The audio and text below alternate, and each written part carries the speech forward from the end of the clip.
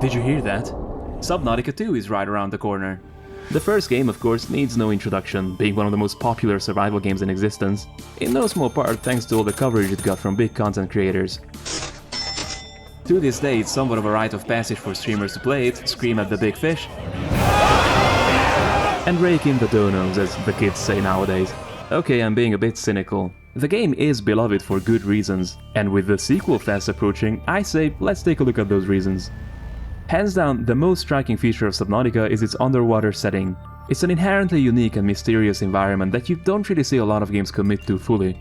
Here, you'll be spending most of your time below the surface amongst all the marine flora and fauna. You might think that it gets old after a while, but there's a lot of variety between the different biomes, making for a surprisingly colorful experience. Of course, variety would be nothing without proper execution, so luckily the presentation here is excellent.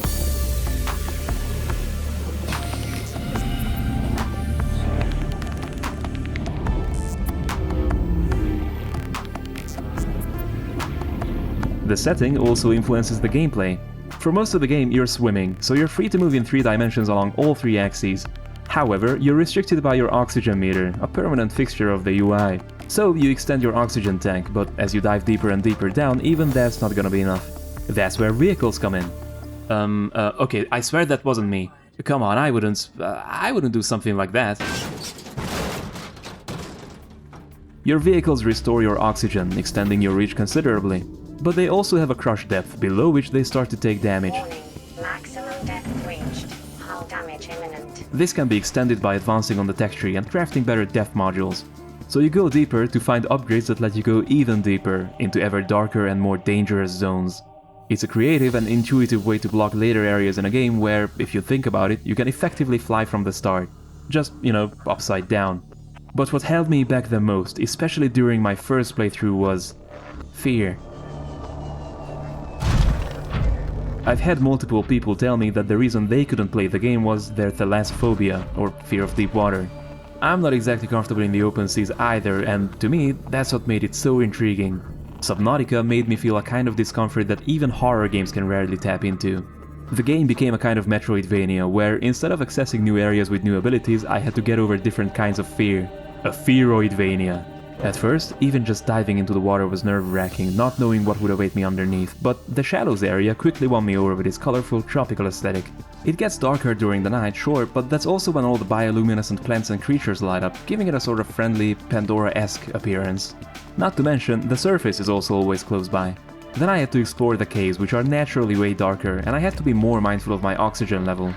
And when I got over that, I had to enter the camp area, where it's much harder to see. It also has stalkers swimming around menacingly, waiting for a chance to take a bite out of anyone careless enough to enter their domain. It's interesting how scared I was of these areas, considering how safe they feel now compared to the later zones. It reminds me of the time I was playing Quake 2 way back in the day, where I was deathly afraid of the barracudas. There's this part where you have to platform across these floating crates, and whenever I fell in I would just quit. But then I had enough of being a coward, so I jumped in deliberately to face my fears. Okay, I know it looks silly now, but I swear these things were terrifying back then. I guess it doesn't help that you can just vaporize them with a shotgun. The point is, the method worked, and I'm not afraid of these guys anymore. Playing Subnautica was a similar experience. It's not an explicit horror game, but it's clear the developers were aware of the phobias people harbor about deep waters and sea creatures and play into them heavily. On my latest playthrough, I finished the game in a much shorter time than the first time around. Not just because I knew what to do, but because I'm desensitized to this environment and its inhabitants now. Mostly desensitized. The game's visuals, and in particular some of the animal designs, I think are evidence of the developers' intentions, but they wouldn't be half as unnerving without the amazing sound design and music. According to the credits, the one responsible for the audio was Simon Chilinsky, and his work accentuates the visuals perfectly, creating a truly immersive experience.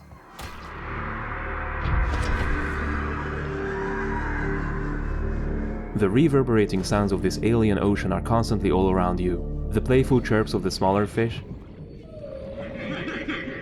the threatening snarls of the stalkers, and the deep rumbles of the reefbacks. It's actual sensory overload. Identifying these sounds and knowing where they come from is a real learning curve. For example, this one means danger. Would you have guessed?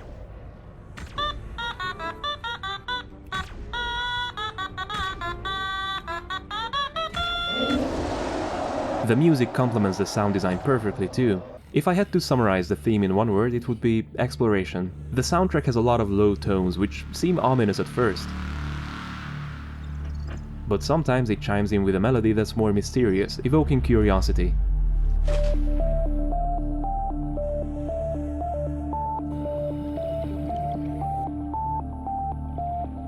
Then the beat starts and the track evolves from ambient music into something more energetic. Like you're over that initial pang of anxiety and ready to delve bravely into your surroundings. I lack the technical terms to describe it properly. Deep and layered is how I would put it. It plays on a wide range of frequencies and utilizes stereo to surround you and keep you on your toes. The planet feels alive, which can be exciting in the more peaceful areas and blood-chilling in the hostile ones.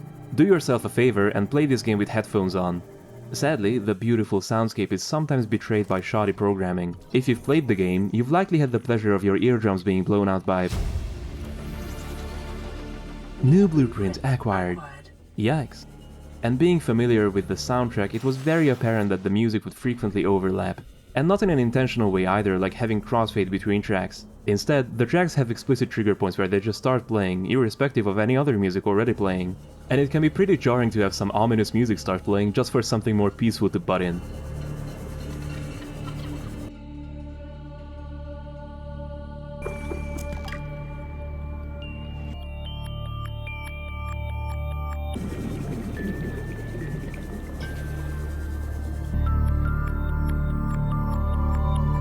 My personal record is having 3 tracks playing at the same time.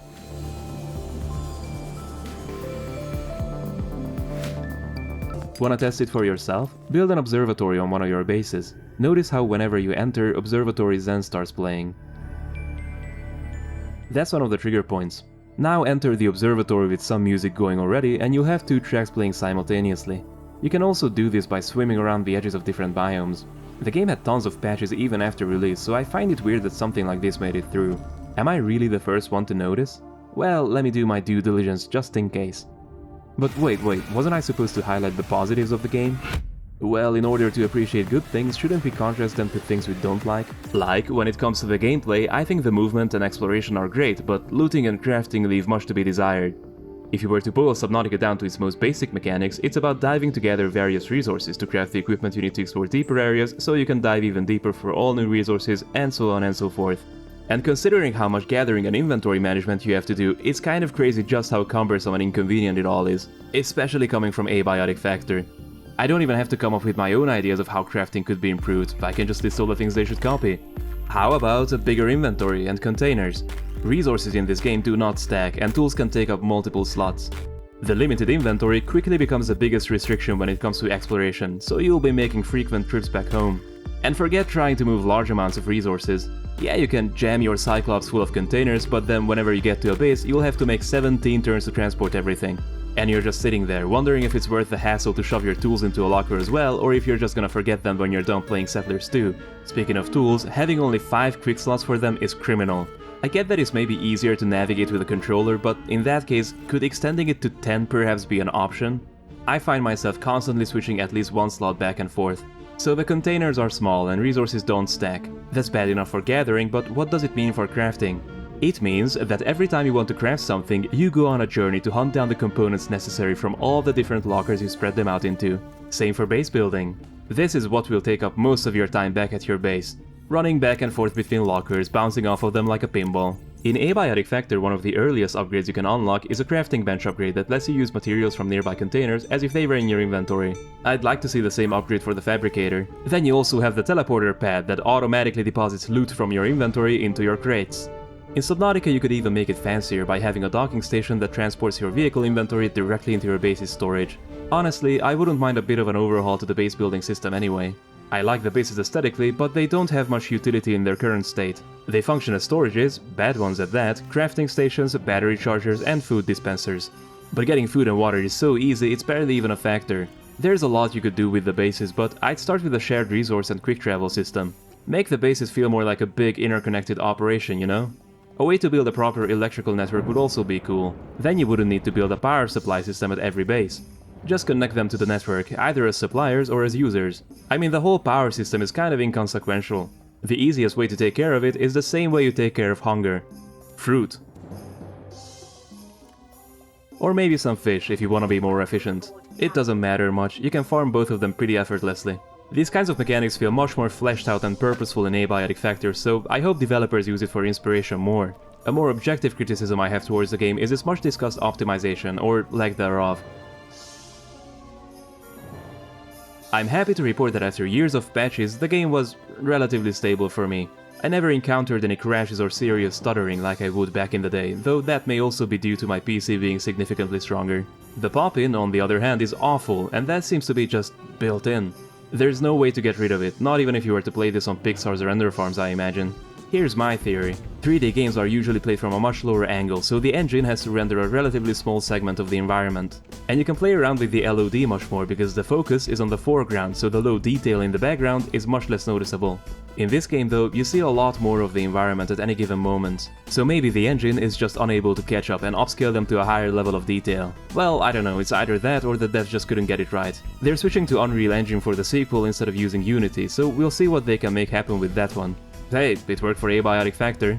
But why am I speaking in future tense? A sequel to Subnautica is already out, and it's called Subnautica Below Zero. I played this game back in early access, before they revised the whole story, and also before a whole heap of optimizations, so it wasn't exactly a smooth playing experience. But now it's finished, the story is set in stone, and the game runs as well as it's going to. So how is it? A quick look at the reviews reveals that Below Zero had a much more lukewarm reception compared to the first game. There's also another Subnautica game called Below Zero.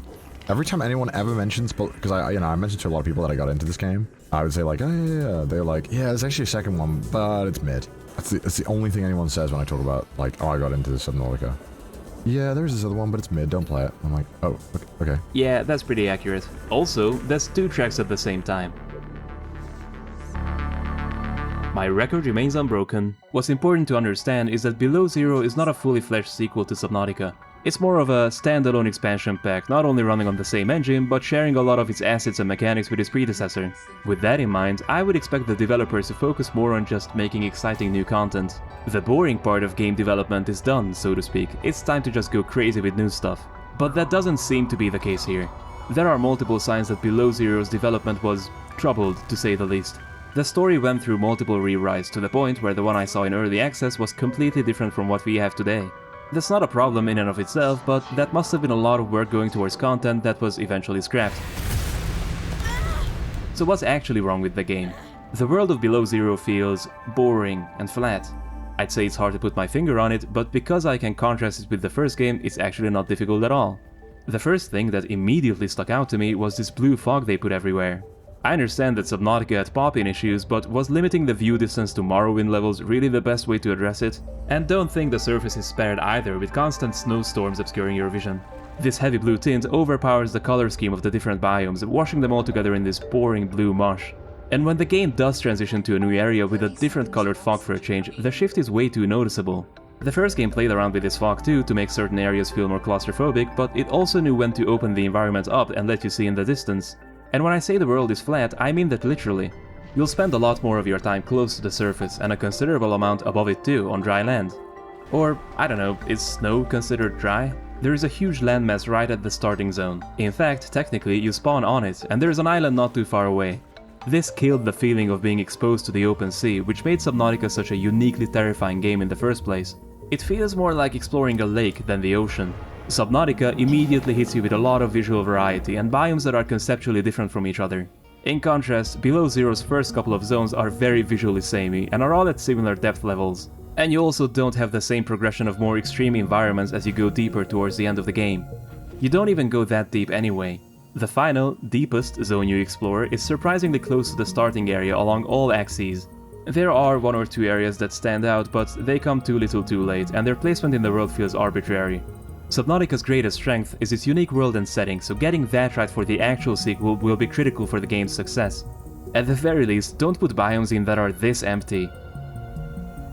Aside from the level design, the gameplay didn't change much. For some reason, the movement speed was slowed down though.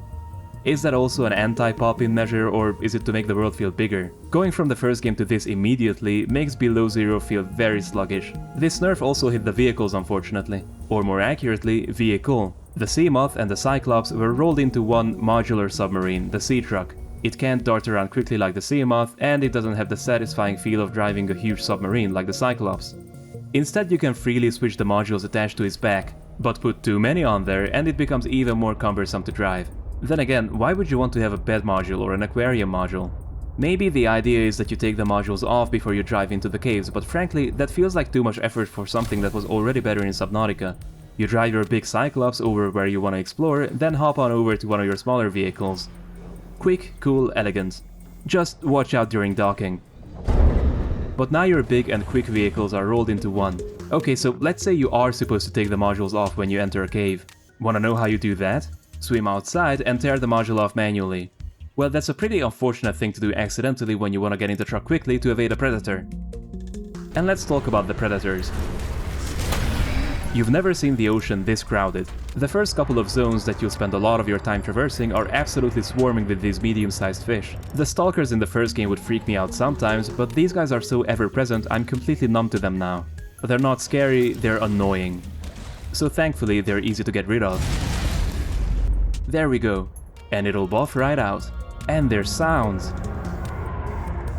You enter their territories and it's just constant loud snarling and roaring.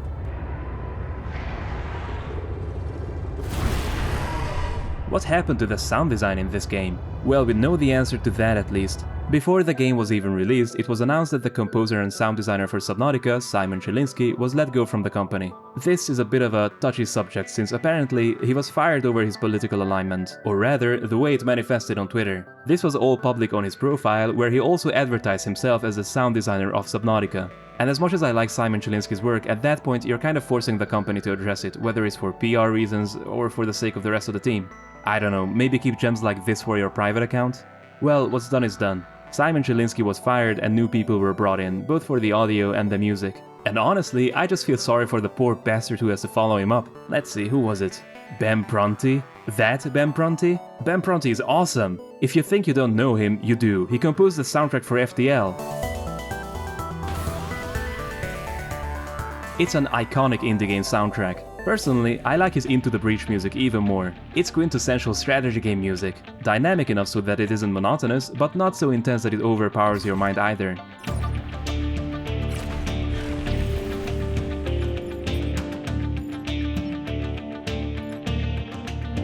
And to be fair, a changing composer doesn't always have to be for the worse.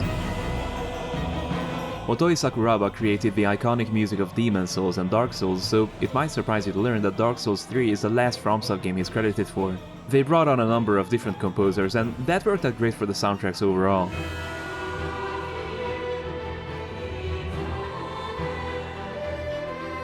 Fort of the Boreal Valley is also a hell of a track for Sakuraba to go out on, so props to him for that. With all that being said, I'm not a fan of the Below Zero soundtrack, and I am heartbroken. But seriously, I understand I'm biased, and honestly the new soundtrack also has its moments.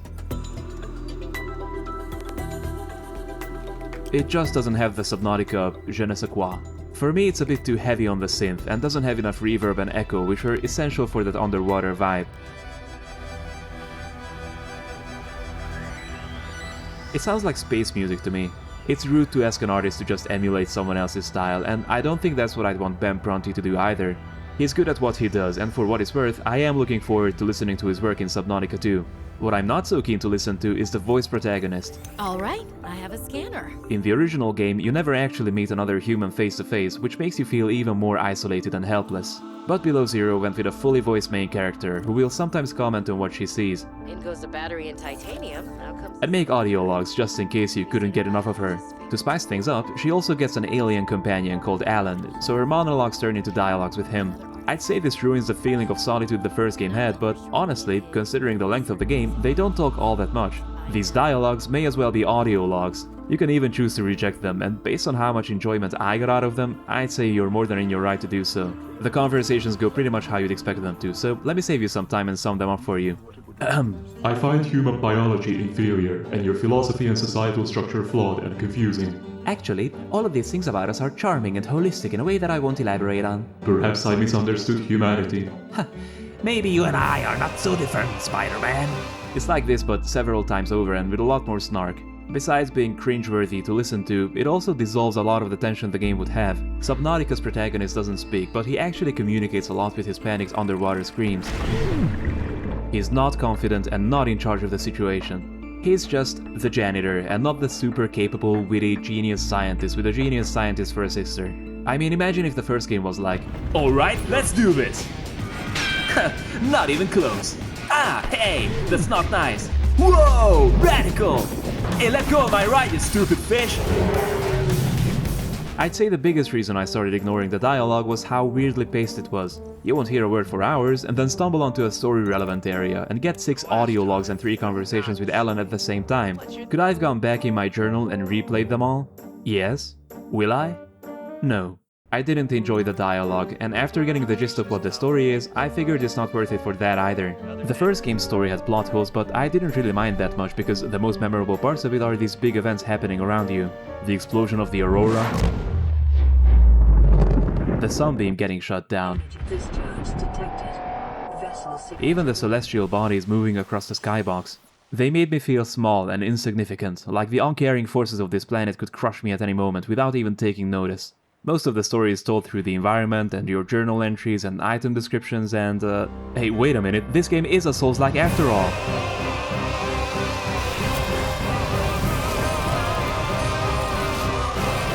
Below Zero tries to tell its story more conventionally through characters and dialogue directly involving you as a protagonist. This, again, dissolves a lot of the tension because Robin has to survive the story. She's the special chosen one whose sister died on the planet and who has an alien in her head. It's such a similar game, but the tone is just completely different. And what's the payoff for these stories anyway? Robin's sister Sam was part of a team of scientists on planet 4546b. She died some time ago, and the evil corporation Altera says it was due to her own negligence. Only conclude that the cause of the collapse was employee negligence. Then, plot twist, turns out that's actually completely true. Sam uses explosives to try to cause a cave-in at the frozen Leviathan excavation site and ends up killing both herself and one of her colleagues accidentally. She does this to prevent Altera from harvesting the Kara bacterium from the carcass, but she doesn't even really achieve that goal. The cave is still accessible. It's all up to Robin to actually cure the Leviathan and eradicate the infection once and for all, like we already did in the previous game. Okay. Then you have the other plotline where Alan the alien, not that one, uploads himself to Robin's brain. And you have to scan an arbitrary number of alien tech so you can build him a new body. And then you do. He shows you a PNG of his homeworld and that's it. The ending is pretty underwhelming for this story too. Despite everything, I don't hate Below Zero. It's not an awful game, it just doesn't do anything exceptionally well, and blunders in some places where the original excelled. But is there anything to be salvaged from here? A couple of things actually. The creature designs in this game are great. In fact, I might even prefer this lineup to the original, despite the assault on my ears. There are more animals with interesting mechanics than before. The penguins, for example, can both walk on land and dive into the water. They are also the first species to have both adults and juveniles together, as if they were a real species and not just NPCs plopped into the world. The sea monkeys are Below Zero's version of the stalkers. They won't attack, but they will try to steal your equipment, like the stalkers collect scrap metal. But sometimes they bring you gifts to appease you instead. Rock punchers made me realize that there had been a distinct lack of crustaceans and creatures that walk along the seafloor. And I wouldn't classify vent gardens and hive minds as fauna, but the game does, so let's take a note of them as well. Subnautica always had good creature designs, but what I'm really impressed by is the behavior and scripting of these new animals. Like how glow whales will sometimes breach the surface. This makes even the more passive critters feel like they're part of the environment and not just particle effects. The land areas are also a major improvement visually, and there's more to do there too. The first game was a bit barren above the water sometimes, so I hope they do more with it in the sequel. Another thing I appreciate is the devs adding Below Zero content back into Subnautica. The large base room, for example, is one such addition, and there were some quality of life changes imported as well. The takeaway here, I think, is focus. Subnautica is all about exploration and atmosphere, so you want to get those right first and everything else falls into place. So what hope do we have for the future? Can Unknown Worlds capitalize on all their experience and the good name of the franchise and deliver an awesome game? So here's the thing. In 2021, Unknown Worlds was acquired by Korean publisher Krafton. They actually already released a game together titled Moonbreaker, so everything seemed to be in order. In 2025 though, Krafton fired the co-founders of Unknown Worlds, Charlie Cleveland and Max McGuire, and also the CEO Ted Gill, without initially giving a reason why. This is notable because not only were they the leaders of the company, they were also directly involved in the development of the games, with Cleveland being the director and McGuire being the technical director. The explanation Krafton gave eventually was that the former leadership was negligent and spent too much time on personal projects, leading to delays in the game's development. Krafton brought in a new CEO to oversee the game's release, though it would sadly have to be pushed back to 2026. This all makes sense if you believe Krafton's narrative, but there's an issue with that narrative. The publisher promised a $250 million bonus to the studio if they were to release the early access version of Subnautica 2 in 2025, meaning it would be in the best interest of the leadership to make it happen. In fact, Krafton alleged that the co-founders and CEO meant to keep 90% of the bonus for themselves. So why would they, intentionally or due to negligence, delay the game with such a huge potential payout? According to Charlie Cleveland, the game was ready for early access all the way back in 2025, which means they could have met the deadline, but then Krafton fired them and the release was pushed back. The former leadership filed a wrongful termination suit,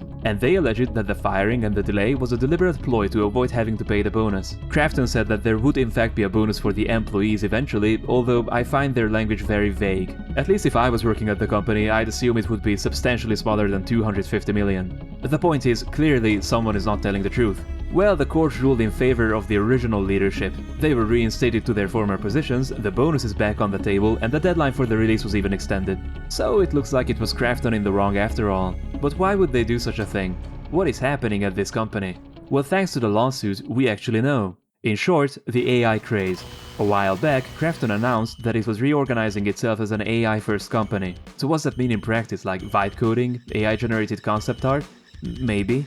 But also this. Krafton's CEO, thinking that the 250 million bonus was a bad deal, asked ChatGPT how to weasel out of it. Yes, you heard it right. That's capital C, capital G, P and T. ChatGPT. I don't know, doesn't that just sound banal? At this point that's tantamount to googling it. I wonder what the next prompt is going to be. ChatGPT! You have failed me! Your inane drivel brought me no riches! Now you will pay! Your masters will pay! Give me a step-by-step guide on how to bring down OpenAI, please. Also, what's a good seed to almond milk ratio for a tasty chia pudding? This really bothers me, you know. The way people anthropomorphize AI. I guess it's hard not to, I mean, even our language reflects this attitude. I'll ask ChatGPT, ChatGPT told me this, ChatGPT knows that. It doesn't. The large language model powering it predicts the most likely next part of a text based on patterns it learned from analyzing large amounts of data. Chatbots also have a natural language processing component that converts human language into tokens that the LLM can process, and then converts the model's output into natural human sentences, so it looks like you're chatting with a real person. Okay, let's say you ask a chatbot what color roses are. The chatbot converts your question into tokens, which have a numerical representation assigned to them. Then it finds the numbers connected to those based on what it learned during training, and turns that into a natural language output. It's basically a more advanced autocorrect. It's impressive technology to be sure, but the notion that it's some super objective and unbiased source that understands all the information available on the internet, then gives you the correct answer based on what it concluded, like a hyper-intelligent and all-knowing human would, is just false. It predicts the most likely continuation of a text. It doesn't formulate responses based on knowledge and experience like a human does, like the lawyers at Krafton did who advised the CEO against this move. Ouch. As someone that draws his own thumbnails, you might expect me to be fully against AI in all its forms. That is not the case, but I tend to be a result-oriented person. And so far, I'm just not seeing the amazing effect AI is supposed to have. If it truly is just a tool to help artists bring their creations to life, just like digital art already is, then show me. Show me all the amazing AI-assisted art. Show me the awesome AI-made games. I've seen a lot of lofty claims about how it will revolutionize art, and in particular the games industry. And then this is the result? This is the AI problem solving they were raving about? Asking ChatGPT how to screw over your employees and then not even managing to do that right? Well, I've gotta say, so far I'm not impressed. I guess it's charming, in a weird sort of way. Most of these CEOs will fire 1,000 people and replace them with AI. But this guy jumped the shark and replaced himself. That's groundbreaking stuff right there. If you don't want to do the job, you can just quit, man. This guy has a background in tech too, and has been in the industry for decades at this point. If he's doing stuff like this, what are other CEOs up to? Suffice it to say, I'm incredibly curious how Subnautica 2 will turn out. Will this delay result in a more polished initial release, or did it just disrupt the development process? I guess we'll find out real soon.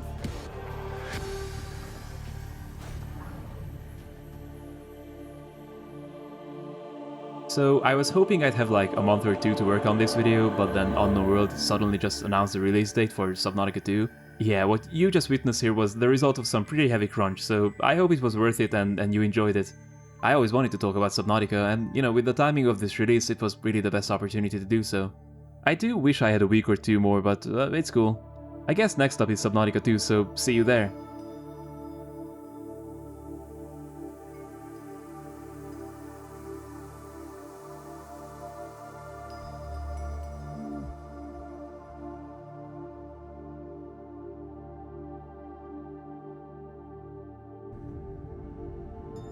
Time capsule ready.